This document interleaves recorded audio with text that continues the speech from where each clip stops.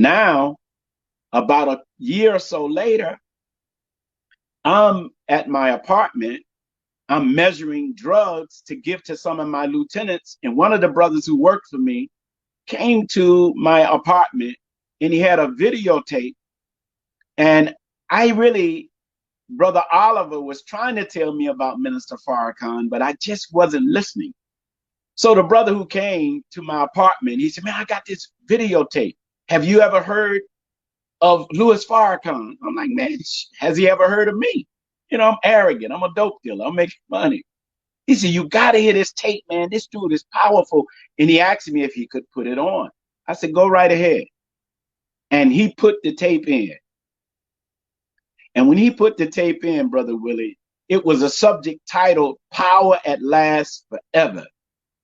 And when they introduced the minister, it was in Los Angeles. And I'm like, wow, this black man speaking in front of all these people. He said, yeah, man, this is Farrakhan. So when the minister took the microphone, it was his spirit. It was the cadence from his voice. And he was lecturing. And he went into the lecture about the history of who the black man is and how we are from God and we are akin to God. It's like, this is what I've been wanting to hear. I've been wanting someone to teach me about who and what I am.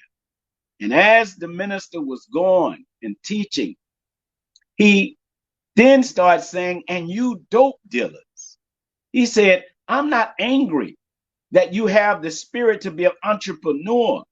I have a problem with your product because in your ignorance, the enemy will use you as a Patriot missile. Brother, that hit me like a ton of bricks. Then I start remembering as a child, I wanted to help black people. Now here I am with drugs, hurting black people. And I rock back in my seat. I'm like, man, this man is deep. And so the brother who brought the tape said, I told you, man, it's Farrakhan. I said, shut up, brother. I'm trying to hear him, not you. And Brother Willie, as the minister was teaching, tears was running down my face.